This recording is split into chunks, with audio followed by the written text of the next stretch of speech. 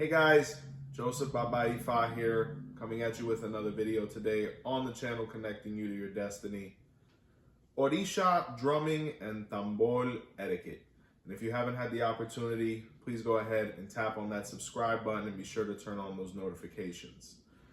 So the drumming, when we're talking about the importance of drumming within African indigenous spirituality, it can't be overstated, right? It's very important, not only because music is such a communal thing, but because of the divine aspect of it. When we're talking about the drum, we're talking about an instrument from a percussion standpoint that mimics even the human heart. So it is a very personal thing. It is a very beautiful thing, and it's seen as the instrument that actually relays information to God, right? And it makes a lot of sense because the same way the heartbeat lets God know that we're still alive, the drum lets him know that we're still practicing and worshiping, right? So etiquette is very important in all aspects of Ifa. The Yoruba culture is a culture that is based on respect. So when it comes to Ifa, there's always etiquette in everything that we do, whether it's saluting an elder, the way we interact with the Orisha, and the drum is nothing short of that. And Orisha, and something that is so important in our faith, it has its own protocol. And that's what we really wanted to get into today, was because a lot of people are intimidated by the idea of going to this function because there's so many people that are going to be there. There's so much going on. It can be very confusing. So what we're going to do today is we're going to go ahead and put some guidelines forward so that you kind of know how to conduct yourself when you go to one of these functions, even though it's always ideal that when you're getting started, you go with an elder so they can help you maneuver this situation. Ideally, anyone who is not a presented Orisha to the drum, Babalawo, or priest of Ayang, or Anya, which is the spirituality of the Bata drum, should not be in attendance at a drumming, ideally. If you're not somebody who has been presented in ceremonial fashion to the drum, or hasn't gone through any elder initiations, or isn't somebody that's actually a priest of this Orisha known as Anya, colloquially, ideally you wouldn't actually be at these drummings because of, further reasons that we're going to get into now. But the thing is, this is such a communal activity and was so public at some point that even going back to Cuba, it's been very difficult to keep even the non-initiated out of these ceremonies. So being that usually the non-initiates are present because it is such a communal thing, it's simply a matter of following the protocol that goes with being an uninitiated person in one of these functions, right? And that's what we're going to get into.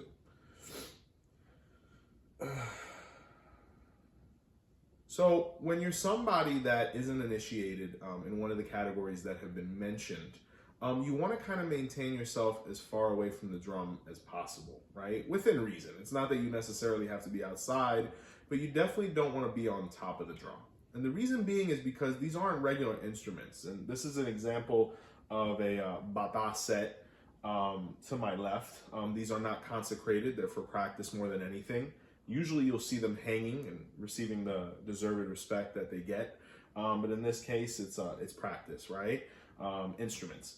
But the thing about these drums is when they're consecrated and they go through their process, there's an energy that radiates from them by way of the vibrations of the bass and percussion coming out of them that definitely can interact with the human body. And if you haven't gone through the proper ceremonial process, it can be very negative because when we're talking about percussion, it literally can flow and vibrate right through the body. And if you don't get the right vibration or your body hasn't been through certain processes to protect you from this high frequency, or better said, low frequency, it can be very detrimental to you. And we'll get into some of the ramifications that come with being in contact with this energy without being consecrated, right? But you definitely don't want to be right on top of it. I actually have a colleague who studied percussion, and he was actually explaining to me that one time he took an elective where there was, something known as drum therapy, right?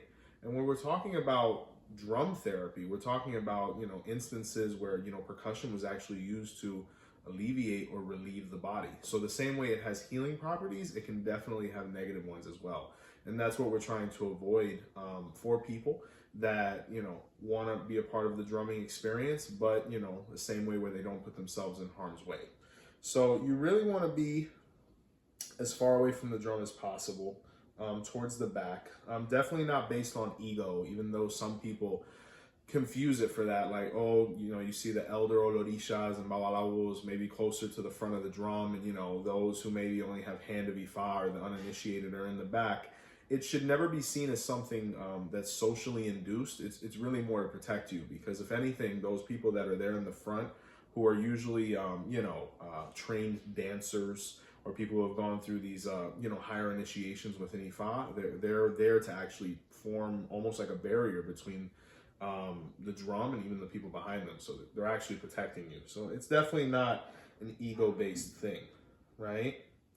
When we're talking about what processes that need to be gone through to be able to interact with these instruments, a couple different ones. You know, just being an Orisha isn't enough. You still have to go through the process of being presented to the drum, right? Where in ceremonial fashion, and this is a pretty public thing, so it's definitely not delving into anything that, you know, some people wouldn't be able to see even if they're uninitiated. But there's a process that occurs where the new initiate ideally is presented to the drum and kind of taken out, and, you know, gallad or exposed to the community as being an initiate, and that message is kind of sent to Olodumare, or God, that a new king has been born, or queen, and they're presented to the drum in ceremonial fashion so that they can begin interacting with this energy and maybe even possibly come into trance one day, which is one of the big reasons Anya actually exists. It is the great communicator, right?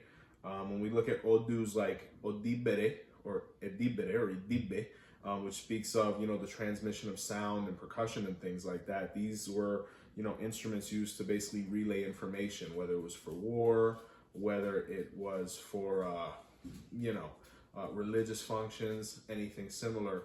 That's what it was utilized for. So the person has to be presented in a ceremonial fashion, right? So that's a process in itself.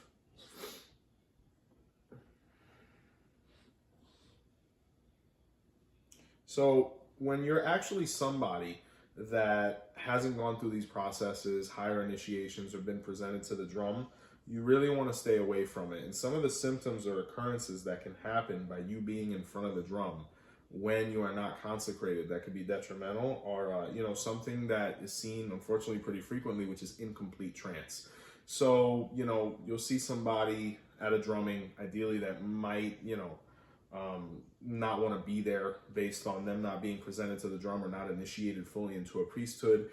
They can feel things, right? That is normal, because when we're talking about the vibrations and the playing of the drum, obviously there's energy there and there's movement there of sound. You can definitely pick up a vibration there. But the thing is, if you haven't gone through certain processes like the Orisha and people go through, there's no way for an Orisha to fully manifest there. What could happen is maybe a less elevated energy, like a spirit, or maybe just a random wavelength of the drum hit you and it spiritually caused you to react, but it's not enough to create that connection for actual full developed trance to happen. So what could happen because of this? You can definitely become nauseous. Unfortunately, I've seen people actually throw up at some of these functions because they caught that. It's definitely a moment of possibly embarrassment or a lack of prestige, because, you know, you've kind of put yourself out there in a position to kind of be, scrutinized, because, you know, some of the elder priests or people that are going to be there are going to kind of look at that situation and be like, well, that was pretty unnecessary. If you would have avoided being in front of the drum, you wouldn't have had to go through that.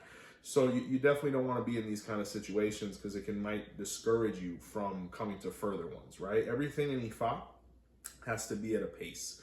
So the drum is a beautiful thing. It's a prestigious thing, especially when you have some elegum, or people who come into trance, you know, present and manifesting the Orisha. It's a beautiful experience when done coherently. So everything has to be done in stages. So if that is a goal of yours, you really want to get in contact with your godparents so that they can help you get on the fast track to possibly crowning Orisha and going through that process, so you don't have to go through any of these, any of these situations, right?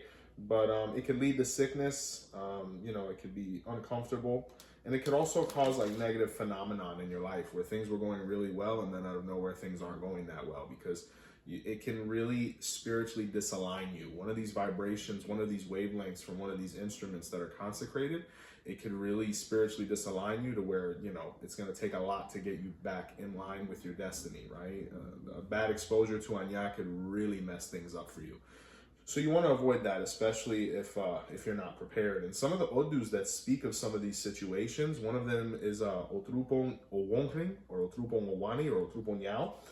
And it speaks of a situation because in this odu, it says that, you know, the spirits came disguised as human beings and they were at religious functions, especially drummings. And the person went to a drumming where they were attacked by these spirits, you know, who were disguised as people.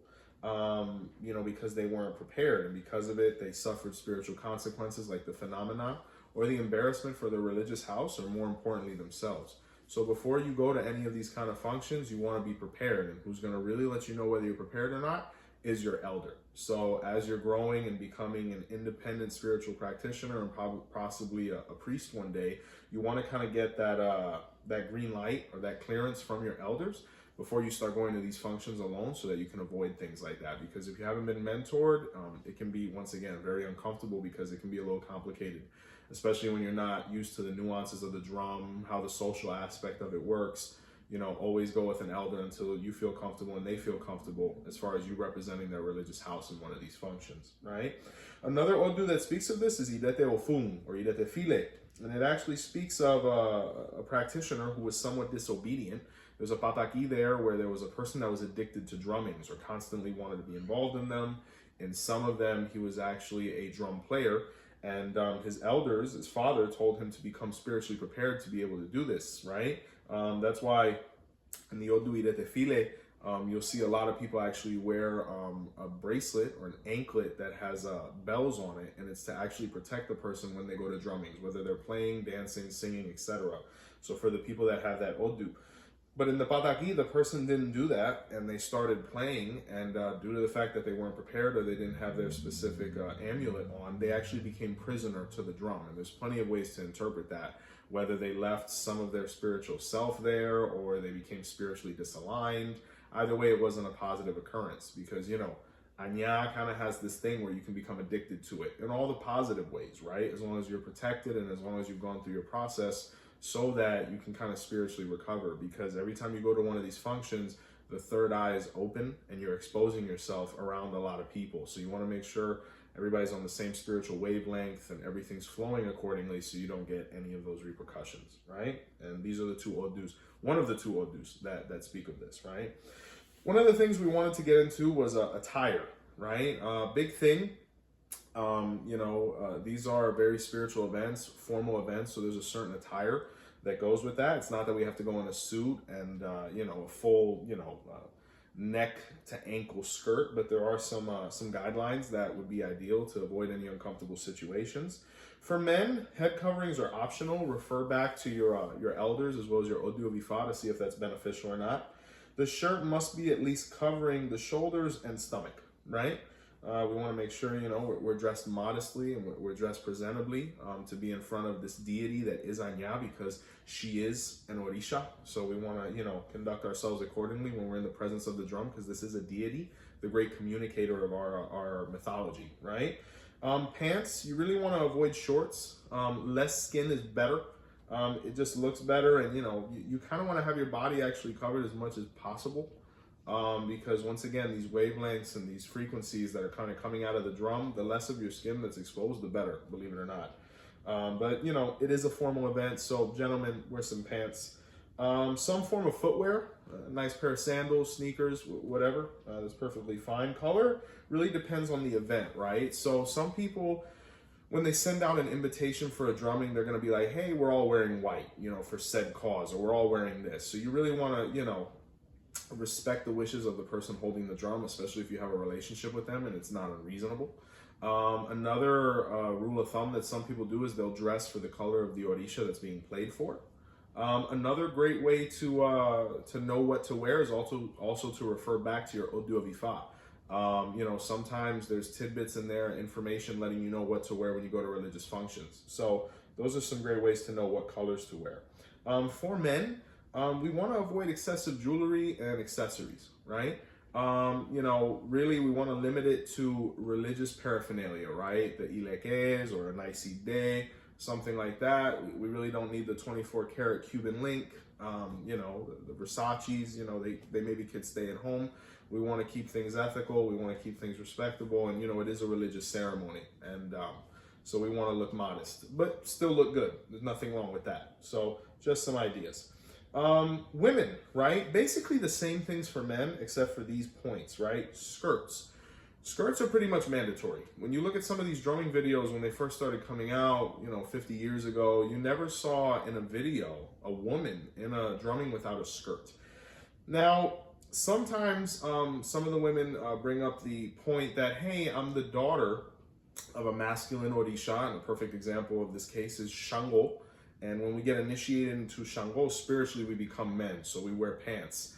Well, spiritually, that's a beautiful concept, but when we're talking about physically, that's what Anya, or the spirituality of the drum, recognizes. So we really want to make sure we're wearing skirts, even if we are the children or daughters of masculine Orishas, because even when someone goes through their initiation process, if you notice, even when you're the daughter of a masculine Orisha, in some form or fashion, the way you're dressed, you know, when you get presented, somehow has a skirt, whether it's a frill, whether it's a mari wool, there's always some kind of barrier there. So our ancestors kind of took this into account.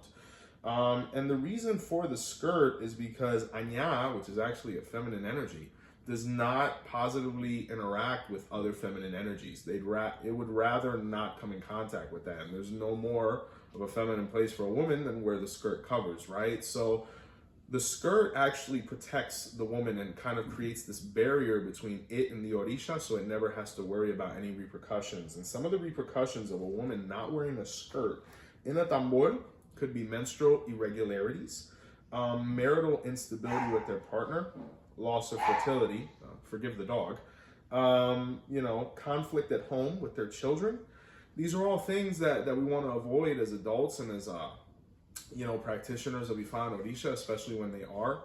I think more people would assimilate these things if they knew the reasoning behind it, because no one wants to put themselves in harm's way, especially over ego, right? The Orishas, you know, really don't recognize a lot of the modern occurrences that happen or trends, so they're very gender specific, right? So it's just another way of protecting yourself. Footwear, you know, pretty much the same for men as women. Ladies, let's leave the stilettos at home if we can. I've seen a couple videos of some people wearing some pretty high heels. You know, you definitely don't want one of those things to break, especially when you're dancing or whatnot. So something flat, you know, nice pair of sneakers, sandals, you know, definitely plenty of ways to express yourself without wearing those 4 or 5 inch heels, right? So that's the advice there.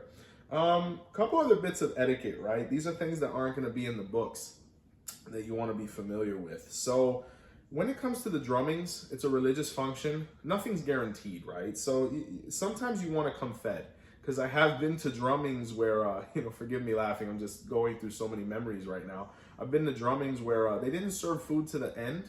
And, you know, people became pretty hostile, right? You know, if I was providing a drumming, I might not wait till the end to feed people. You know, you definitely want to have an hors d'oeuvre or something, because when people are hungry and these things get very hot, you know, things can become hostile, right? And you don't want that kind of friction, especially when we're going to be in this room and, you know, we're going to be around loud noises and no one wants to be hungry. So come fed, but if you're giving the drumming, you definitely want to try and provide something to eat so you keep all these people happy. Usually it's about 40, 50 people in the room, at least, right? Depending on where you are. Alcohol. Alcohol is ideally avoided. The only time you should see alcohol in a drumming is usually being consumed by the drummers. And even then, that really depends on the relationship that the person giving the drum has with the drummers and the confidence they have in them. Some people handle their liquor very well. Regardless of which, no matter how well they handle things, the drummer's bottle should not be more than 2/3 consumed before the end of the drumming, because, you know, when we're in functions such as this, it's all about poise, and these gentlemen are leading us through this ceremony, and they need to be in the right state of mind, right, regardless of what their tolerance is. It's all about the impression that we give. And, you know, we have people that might be at a drumming that are getting into this faith, and they definitely don't want to see the leaders of a function such as this inebriated, right? So things to take into account.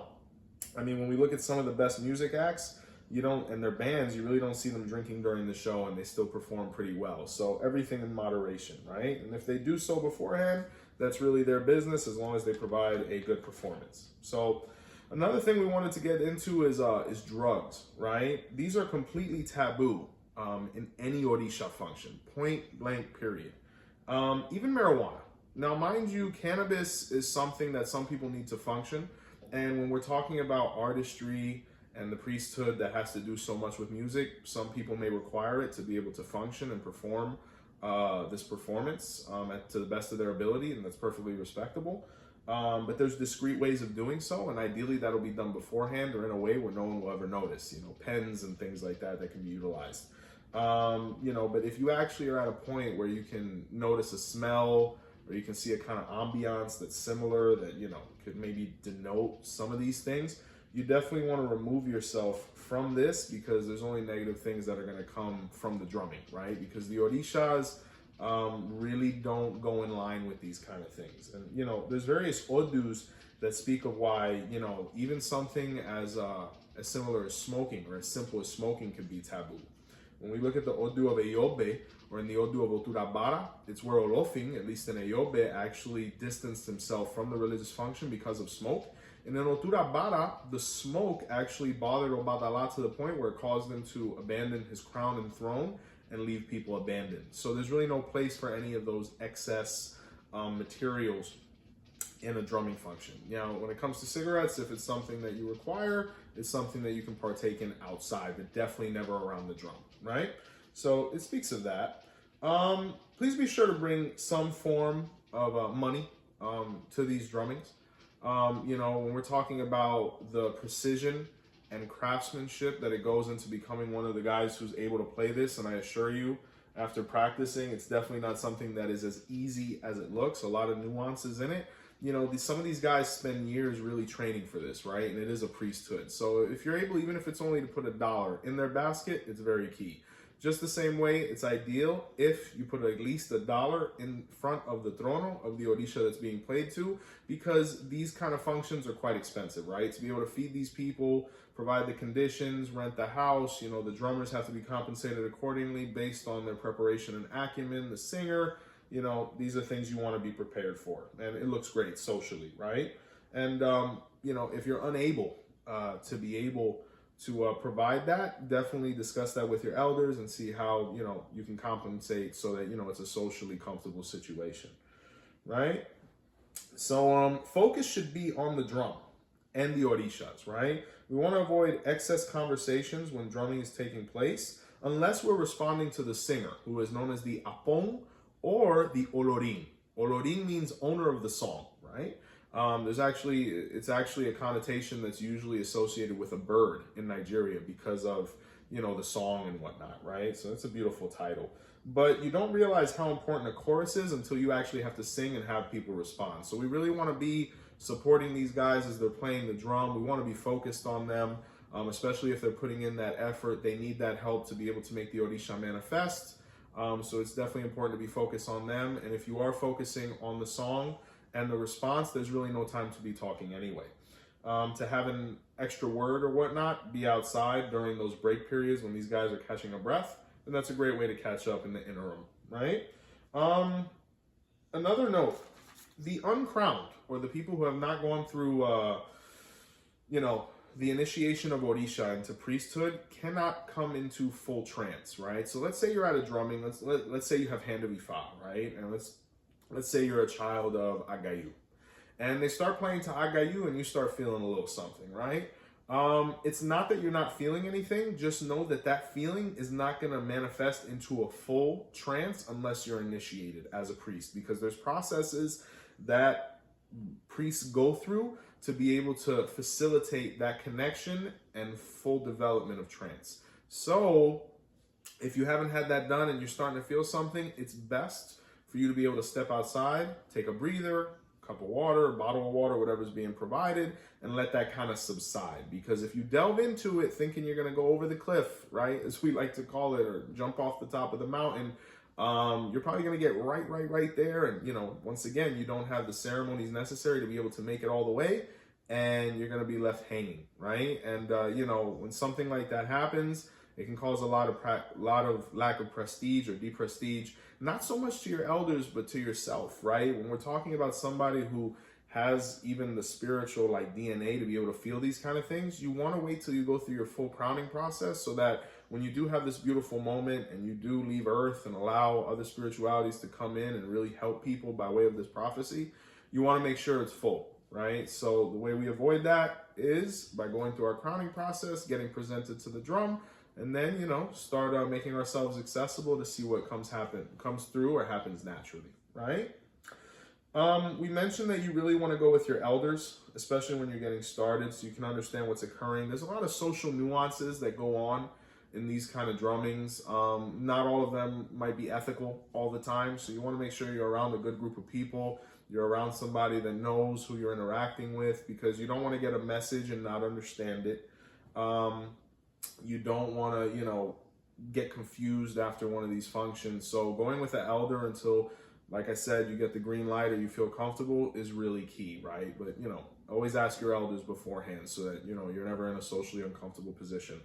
Another thing, let the Orisha come to you. If you're blessed enough to be at a drumming where an Orisha really comes down and, you know, is authentic and fully manifests, you might see some people that rush the Orisha. You want to give the Orisha a chance. They just traveled Lord knows how many light years to come down from heaven here. You know, let them get a drink of water, let them float around a little bit. Don't beast the Orisha. You know, give them a chance to kind of float around, get their bearings, and believe me, if they have something to say to you, they're going to come right to you, whether you know them or not. I've seen it happen multiple times, people being called by their Orisha name, people, you know, calling out guardian angels beforehand. It's pretty incredible stuff. But give them an opportunity. To be honest with you, if you're lucky, the Orisha has nothing to say to you, because usually when they say something, it's because they're trying to correct something or avoid a mishap for you. So let it be natural, and, you know, some beautiful confirmations might happen. Right, guys? So etiquette for tambores and drumming in the Orisha and Ifa settings. Guys, thank you so much for your patience. I haven't seen you in a month. Missed you as much as you missed me, I assure you. It's been quite a month, right? Coming at you with a video that's, you know, been presented to me. Somebody requested it. We're coming out with it. We have a bunch of videos coming out. Nana Buruku is coming out. You know, Osun, another continuation video is coming out. The Yang Ifa video is coming out. A bunch of them are coming out. We sincerely appreciate your patience, and we're going to keep on putting out this material so you can keep learning about Orisha and maybe even take that step one day of being a spiritual Orisha professional yourself, right? Same thing going on. I mean, if you're interested in consultations with me, Joseph Baba Ifa, you can go ahead and contact 407-440-2086 or visit Botanica Candles and More. We actually came out with a bunch of bios on all of our team today, so you can get to know the team, feel comfortable when you come in, and know people by name. That way, you know, you get right in the swing of it and kind of delve into this culture we're creating over there at the Botanica. A couple of you guys have come to visit me. It's been a pleasure meeting each and every one of you. For all of those YouTube watchers, there's nothing more enjoyable and more humbling than speaking with some of you guys, but I want to make sure that when you guys take the time to come in, I am able to speak and interact with you guys. So if you give the Botanica a call beforehand, we might be able to set it up to where we can have a nice little quick interaction, so you can kind of put a, you know, a presence to the person, and you know, we can have a nice conversation and see what we can move forward with, right? But it's always a pleasure meeting you guys. Ifa and Orisha clothing and materials can still be found, and products can still be found at botanicacandlesandmore.com, right? Where you can find all those things you need to make your spiritual processes happen. You know, and we are shipping as well. So definitely visit that to see what we have up there. Be sure to subscribe, like, comment, and share. Like I said, more videos are coming out all the time. And guys, I can't say this enough. From Botanica Candles and More, myself, Joseph Baba Ifa, our whole team, we sincerely appreciate the support, and it's a really gratifying factor to see so many people interested in Ifa, feeling comfortable enough to be able to reach out to us and help them through this process. And, you know, day by day, we're really putting the option and opportunity for people to get involved in this spirituality safely and with a trustworthy establishment that is Botanica Candles and More. So guys, nothing but love for you. Joseph Baba Ifa once again with another video on the channel connecting you to your destiny. And until next time, not too far, I assure you, We'll see each other again, guys. Take care. Blessings.